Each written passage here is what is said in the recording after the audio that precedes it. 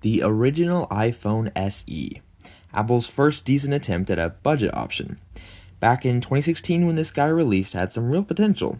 At $399 compared to $449 for the 6S with the same chip, or even $649 for the new at the time iPhone 7, had some pretty decent value. It offered many of the same hardware features of the 6S, like its 12-megapixel rear camera, Apple A9 SoC, and support for the latest iOS versions at the time, but at a reduced price and in the familiar beloved body of the legendary iPhone 5. As you can see, the side-by-side is almost identical, with only a few minor design changes around the rear flash and other areas. All the people that didn't like the large, at the time, 5.5-inch screen of the 6S could stick to the familiar design we all knew and loved back then. But in 2026, with phones like the iPhone 17 Pro and 17 Pro Max at 6.3 and 6.9 inches respectively, how does this little guy hold up 10 years later? The camera is not even a comparison at all. Even my 4-year-old Google Pixel 7a blows it out of the water for photography and even videography.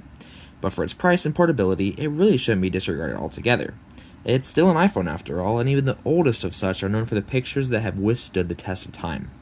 With Apple's A9 SoC and a whopping 2GB of RAM, unsurprisingly, this gem isn't much of a powerhouse.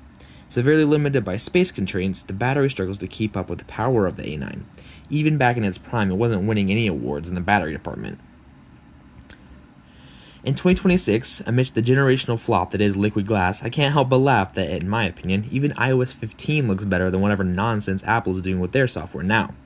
While it certainly looks better on the surface, it is still iOS 15, meaning the apps might not be supported, and you'll be missing out on any of the recent features such as Apple Intelligence.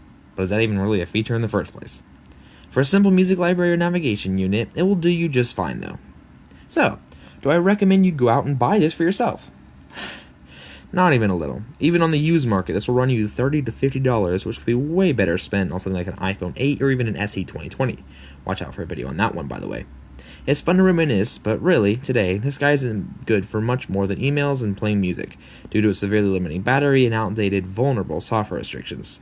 So, thanks for stopping by. I will catch you guys later. Peace.